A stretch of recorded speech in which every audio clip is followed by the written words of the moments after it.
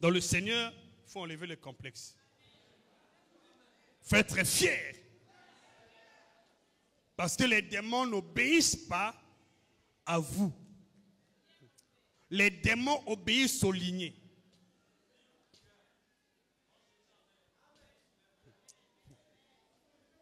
Les démons obéissent aux lignées. Écoute-moi, je vais te dire quand même quelque chose. Mais quand Bartimée dit, fils de David, aie pitié de moi. Les démons su que Jésus est le fils de David. Qu'est-ce que le démon a fait? Ah, c'est le fils de David qui avait avec l'onction royale, je quitte.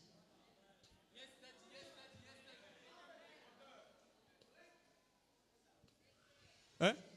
Ils disent au fils de Sheva, je connais Jésus, il est fils de Dieu. Il est fils d'Abraham. Il est fils de David. Je connais aussi Paul.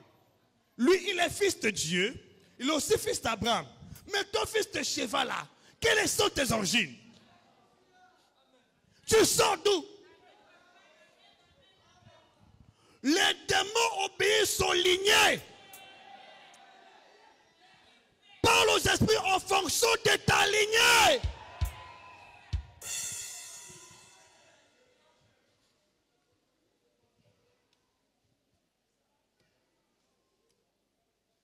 Parle aux esprits en fonction des lignées.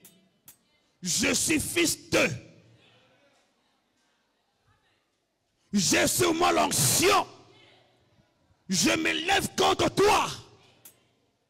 Au nom du Dieu d'Abraham. Au nom du Saint-Esprit. Au nom du Seigneur Jésus. À partir d'aujourd'hui, je te fais soumettre à l'autorité divine en moi. Sors.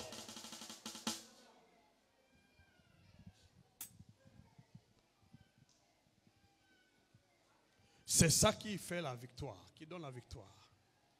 La lignée. Dans le monde spirituel, les esprits se soumettent aux lignées. Ceux qui sont de la lignée de Judas avaient la prééminence.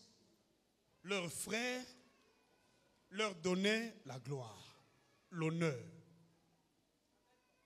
C'était prévenu comme ça. Tu es de quelle lignée spirituellement?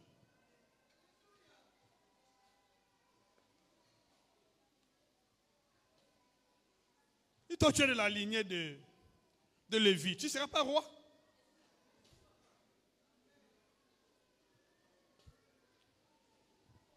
Les esprits de la royauté ne peuvent pas t'obéir. C'est ça ce qui se passe, mon spirituel. Ne prie pas comme un païen. Tu es de quelle lignée? L'héritage sur la lignée. Pour que tu obtiennes l'héritage, il y a des esprits. Quand tu pries, ils se lèvent. Ils savent que celui qui parle est un ayant droit. Il mérite ce qu'il dit.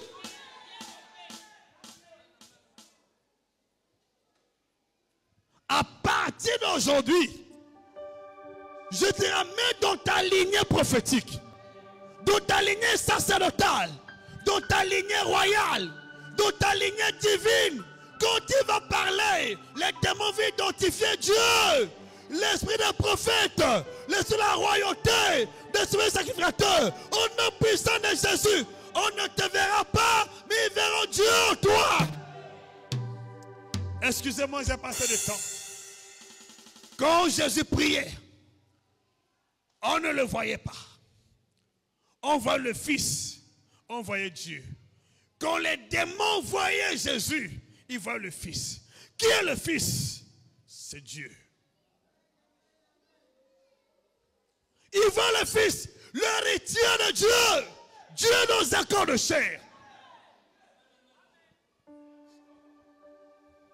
À partir d'aujourd'hui, que les lions se lèvent en toi. Que l'aigle se lève en toi. Que le bœuf se lève en toi. Le Fils de l'homme se lève en toi. Au nom puissant de Jésus, à partir d'aujourd'hui, ces différents types d'actions s'élèvent en toi. En tant que fils de Dieu, fils de prophète, fils de roi et de sacrificateur. Dans le nom de Jésus, reçois les mêmes actions. Alléluia. Dis-moi même plus fort. Ne joue pas avec ta spiritualité. Les esprits obéissent aux lignées. Si on sait que celui-ci vient d'Abraham. Ah, Abraham, c'est un roi. Tous les esprits dans le monde spirituel, qu'est-ce qu'ils font? Ils se prosternent.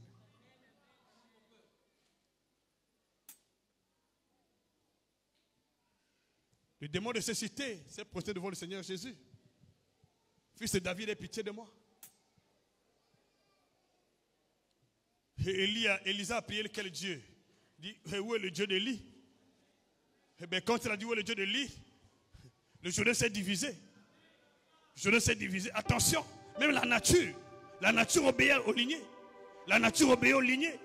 La nature obéit aux lignées. La nature obéit à lignées. La nature obéit aux lignées. La nature obéit aux lignées. Mais c'est nous qui confondons ces choses. Va dans les villages là-bas. Tous les charlatans là, les chefs de famille, les héritiers, les ayants droit de famille, ils parlent aux eaux, ils parlent aux créatures, ils parlent au soleil, ils ferment le ciel. Combien de fois nous avons fait ici? Combien de fois nous l'avons fait ici? Combien de fois nous avons fermé le ciel par la grâce de Dieu? Parce que c'est une lignée. L'église doit se réveiller. Église, s'il vous plaît. Nous sommes arrivés à un temps où tous ceux qui ne comprennent pas la spiritualité, mais s'ils vont à l'église, ils vont subir beaucoup d'attaques. S'il vous plaît, prenez au sérieux votre spiritualité. Prenez au sérieux. Ceux qui ne comprennent pas des problèmes. Des problèmes. Vous savez, j'avais dit une fois ici que le diable avait relâché des esprits méchants pour détruire la surface de la terre, une fois de plus. J'espère que depuis un moment de temps, vous remarquez une opposition farouche. Mais pour ceux qui prient, ta prière n'est pas vraiment consistante. Tu as toujours des problèmes. Parce que plus le monde évolue, plus aussi il y a une catégorie des esprits qui doivent injecter dans le monde. Et toi, en tant que chrétien, tu dois te découvrir en vérité. Qui es-tu? Parce que les esprits n'obéissent pas aux prières. Tout le monde peut prier. Les esprits obéissent aux paroles de l'alliance.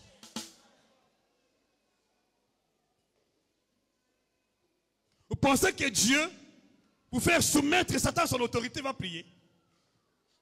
Il ne prie pas, c'est nous qui prions. Il donne l'ordre. Vous savez, nous sommes l'image du Créateur. Pour que les créatures t'obéissent, ils doivent t'identifier dans l'alliance de ton Dieu, ton appartenance. Au concernant le monde, ceux qui sont nés des familles de féticheurs font les fétiches comme leur père. Mais toi qui n'es pas de cette famille-là, il va prendre les mêmes, je ne sais pas qu'ils vont faire. Fais ça à une personne. Il n'y aura pas de manifestation. Pourquoi ça?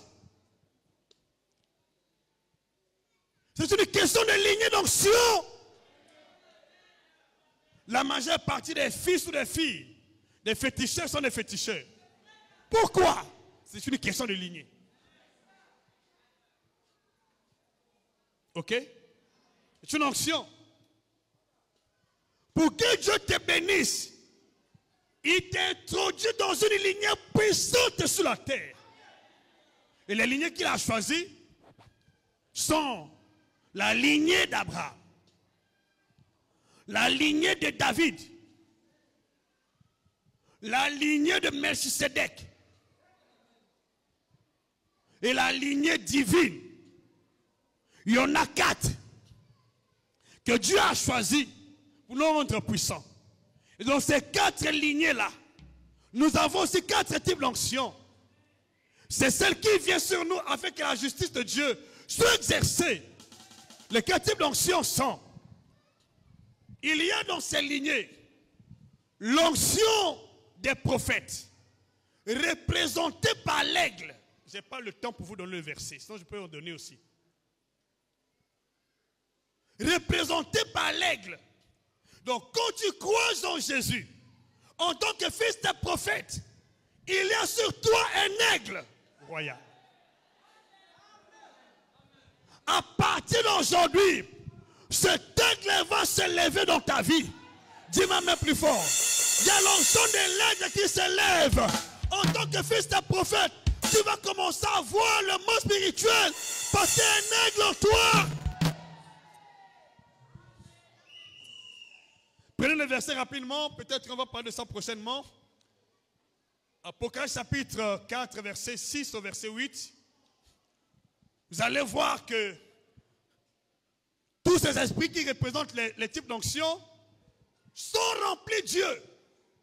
Ils ont des yeux partout. Ça veut dire ils peuvent voir n'importe comment et n'importe quand. Que tes yeux s'ouvrent aujourd'hui dans le nom de Jésus. Mais une chose est vraie. Quand Dieu commence à te montrer les choses, faites discret. Moi je suis ici, je vois beaucoup de ce qui se passe au milieu de vous. Je sais. Mais je ne parle pas. Je prends seulement ma disposition. Je connais ce qui se passe. Un tel, je l'ai vu la nuit. Un tel a fait ceci. Je sais.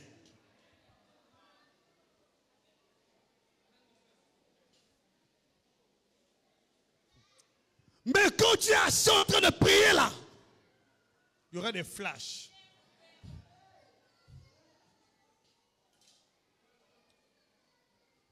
Tous les 4 types d'onction qui sont représentés par les êtres vivants voient.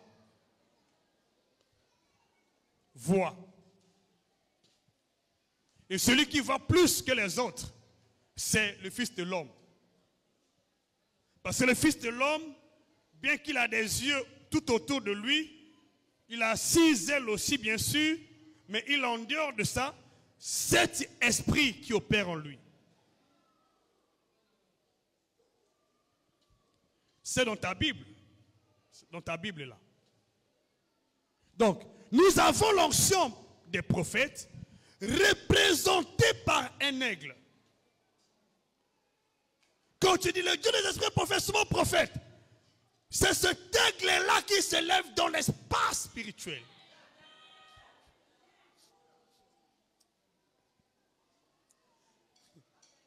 Alléluia. Il y a l'onction sacerdotale, c'est-à-dire l'onction des sacrificateurs, représentée par le bœuf. Quand tu vis ici dans l'église, quand tu apportes tes offrandes, tes dîmes, l'onction sacerdotale, le bœuf, se lève. Vous savez, on utilise les bœufs pour l'agriculture, pour la force, n'est-ce pas? Pour la protection aussi, parce que les bœufs savent protéger leur progéniture. Quand tu viens les attaquer, ils sont en groupe, ils t'attaquent. Les aigles aussi volent toujours en groupe. Les aigles sont toujours en groupe. Est-ce qu'on peut dire amen? Les ailes sont toujours en groupe. Et les ailes volent haut. Vous savez, si tu n'es pas un aigle, tu peux marcher avec moi. Tu peux faire quelque part avec moi, mais tu vas t'arrêter en chemin.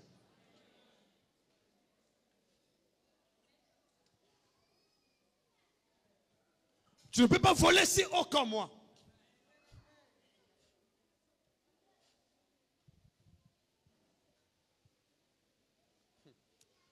La spiritualité, ce n'est pas la blague. Quand tu me vois prier là, quand je dis le Dieu d'esprit c'est mon prophète, Dieu d'esprit prophète c'est mon prophète, je sais que l'onction rentre en action.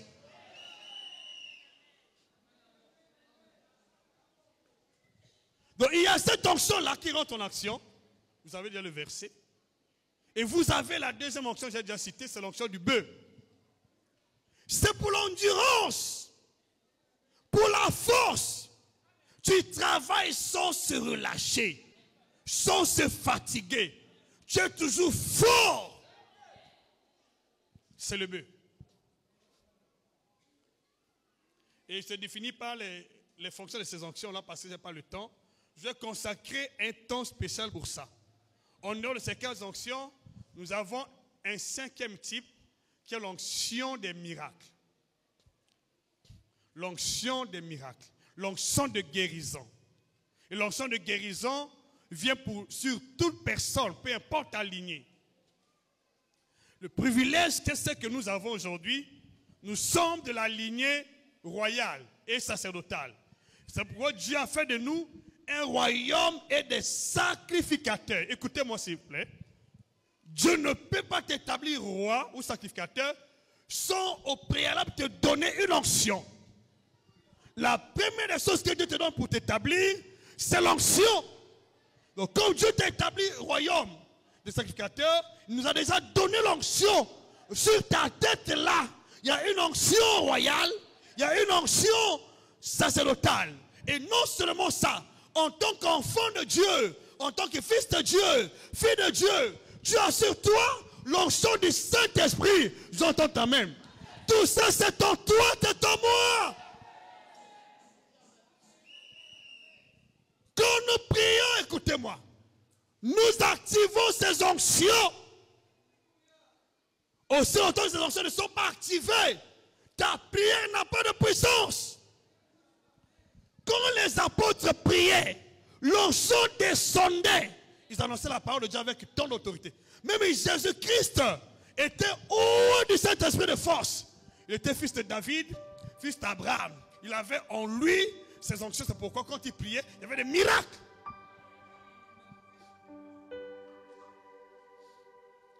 Qui a dit amen.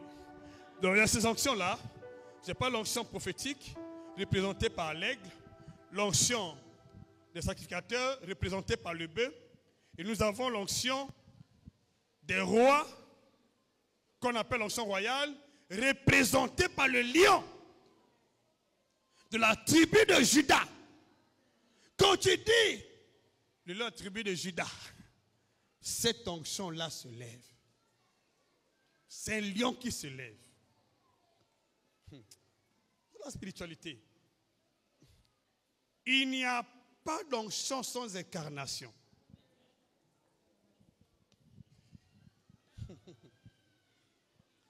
Chaque onction est incarnée par un être vivant.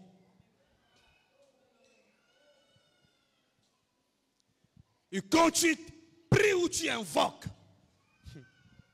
c'est l'être vivant qui incarne cette onction qui se lève.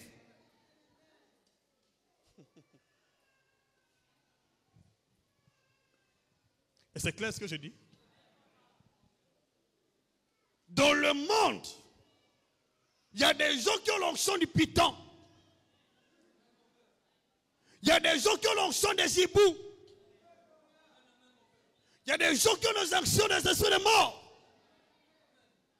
Quand il se met à invoquer ces ancêtres-là, ce sont ces esprits qui se lèvent. Mais toi, quand tu pries, qui se lève?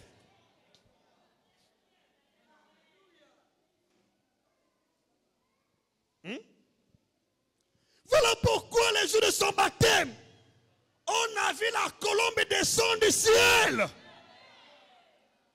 Oh, j'ai pas le temps pour parler de ça. Pour ta spiritualité au sérieux. Prie pas comme un être humain. Et l'autre onction que je cite aujourd'hui, la dernière, c'est le Fils de l'homme. Et le Fils de l'homme, c'est Dieu lui-même. C'est le Saint-Esprit. C'est l'onction du Saint-Esprit qui est représentée par le Fils de l'homme. Il dit, vous verrez désormais les anges de Dieu monter, descendre sur le Fils de l'homme. Cette onction-là du Fils de l'homme, c'est la plénitude de Dieu lui-même. Elle est conçue de cet esprit. Cet esprit en lui-même. Quand le Saint-Esprit vient sur ta vie, il manifeste le Saint-Esprit. Je vais les citer rapidement. Quand il vient sur toi, comme dans la vie de Jésus, quand il s'élève sur toi, il y a manifestation des 7 esprits. 1. Vous avez l'esprit d'adoption. Donc nous sommes adoptés par le Saint-Esprit grâce à l'esprit d'adoption. L'esprit d'adoption, vous pouvez voir ça dans notre livre, notre statut parfait en Jésus-Christ. J'ai cité ces esprits par la grâce de Dieu. Donc il y a l'esprit d'adoption. Voilà. L'esprit d'adoption. Si Jésus gagnait les âmes pour le corps de Christ, parce qu'en lui avait l'esprit d'adoption, je vous donne le secret.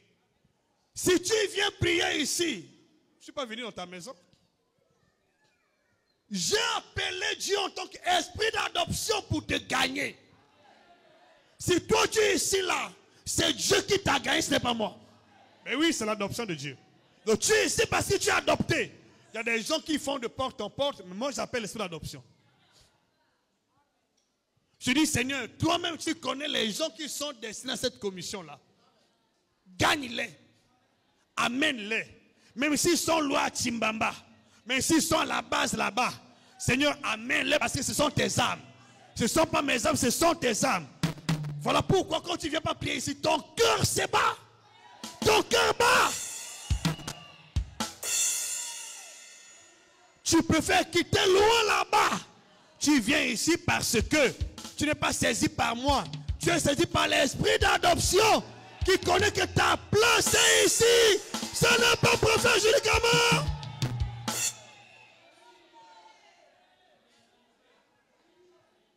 Ok. Donc il est l'esprit d'adoption qui apporte l'adoption, c'est-à-dire la nouvelle naissance. Et nous avons l'esprit de vérité.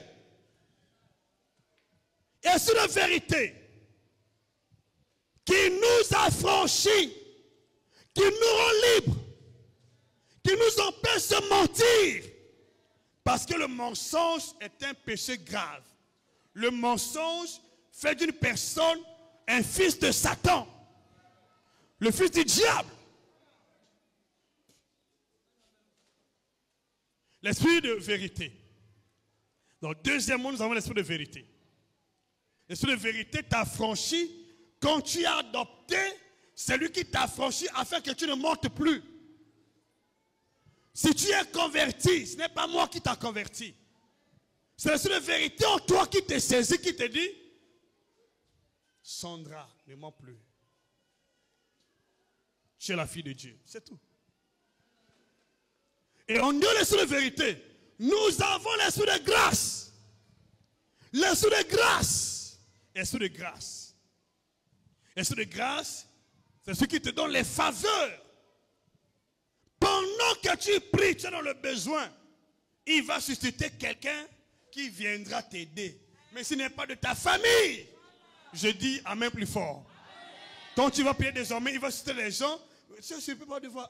Mais je ne connais pas même la personne. Je ne connais même pas la personne. Mais il m'a aidé. Il m'a donné de l'argent. C'est l'esprit de grâce qui a mené ça. Je déclare un décret sur ta vie. L'esprit de grâce te localise. Cette même semaine, tu vas trouver grâce aux yeux des hommes, aux yeux des gens. Ils vont te donner ce que tu as besoin. Reçois la grâce. Quand tu veux le secours divin, invoque le Saint-Esprit en tant qu'esprit de grâce. Quand tu trouves grâce, comment Israël est sorti de l'Égypte avec beaucoup de richesses? Ils avaient trouvé grâce. Et l'église primitive, quand il adorait Dieu, quand il louait, il trouvait grâce. Et Dieu a ajouté.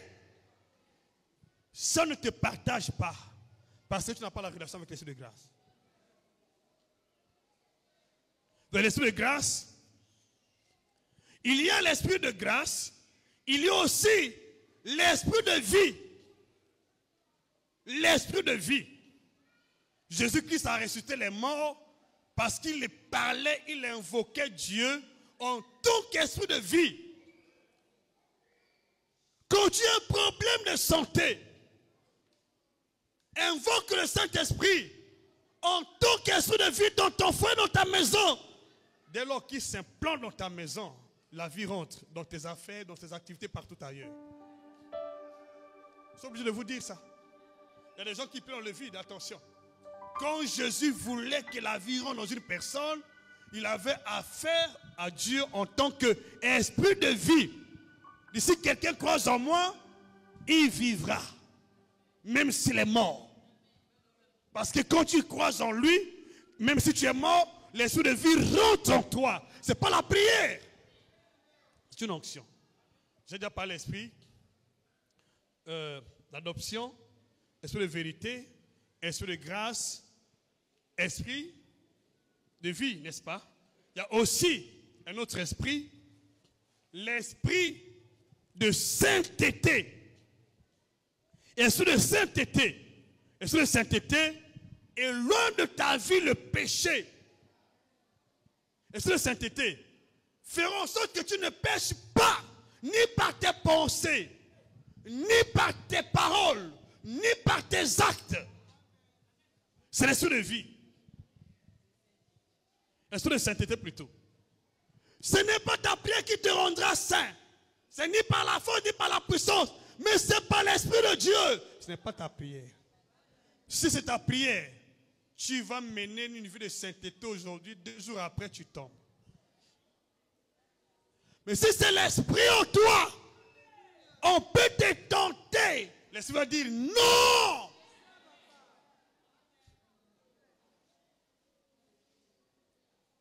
Esprit de sainteté. Et nous avons aussi l'esprit d'amour. L'esprit d'amour. Je suis à combien? Esprit d'amour, ok? Combien? Esprit d'amour. Jésus-Christ était rempli d'amour. Pas parce qu'il priait beaucoup, parce qu'il est fils de Dieu. Parce qu'en lui, il y avait l'esprit d'amour. Il donnait l'amour parce qu'en lui, il y avait l'esprit. Ce n'est pas le fait que tu pries, tu vas avoir l'amour. C'est le Saint-Esprit en toi qui répand l'amour. C'est l'esprit d'amour qui répand l'amour dans notre cœur. Si tu répands l'amour dans ton cœur, tu vas aimer les frères en vérité, les sœurs en vérité. Sinon, tu vas toujours tenter d'aimer, mais après tu lâches prise. C'est l'esprit. L'esprit d'amour. Quand tu es dans ton cœur, tu vas aimer ta sœur. Tu vas aimer ton frère comme toi-même. Son problème devient ton problème. Tu as le fardeau de ton frère et de ta sœur. C'est l'esprit d'amour. Un leader qui n'a pas cet esprit d'amour est un dictateur. Il n'a pas compassion du peuple. Il ne se soucie pas du peuple. Tu peux pleurer comme ça. Il dit, ça n'engage que toi. Hein. Tu as déjà prêché la bonne nouvelle. Hein. Va. Mais celui qui a l'amour se donne. Si tu as l'esprit d'amour en toi, tu vas te donner pour la vie des frères. Tu ne vas pas dire non, c'est son problème à lui. Non. Tu vas prendre ton frère comme toi-même, ta soeur comme toi-même. Sa vie devient ta vie et ta vie devient sa vie. Dis-moi même plus fort. Tu vas aimer en vérité parce que l'esprit d'amour t'anime. L'esprit d'amour est en toi. Alléluia. L'amour, c'est la lumière. L'amour, c'est la vie. Quand l'amour en toi, tu as la lumière. Quand l'amour en toi, tu as la vie. Quand l'amour en toi, tu triomphes toujours. Dis-moi même plus fort. Quand l'amour en toi, Dieu te vit toujours. Quand l'amour en toi, Dieu demeure en toi. Et enfin, nous avons l'esprit de gloire. L'esprit de gloire, c'est la grandeur. Pour que l'église grandisse, ce ne sont pas tes prières. Ne perds pas ton temps. Beaucoup de gens qui ont prié pour ça. Oh, Dieu fait grandir l'église. Non, tu perds ton temps. L'esprit de gloire ne vient pas. L'œuvre ne grandira pas.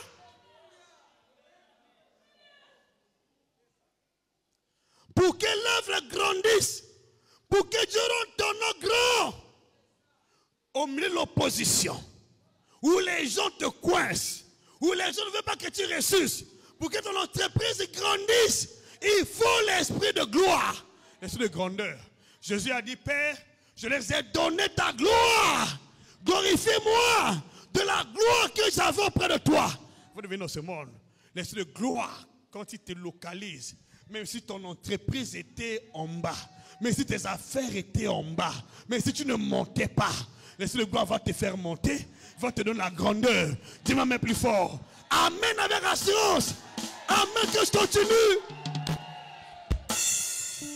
Donc, l'onction du Saint-Esprit vient sur nos vies pour que la vengeance soit exercée. Les jugements soient exercés.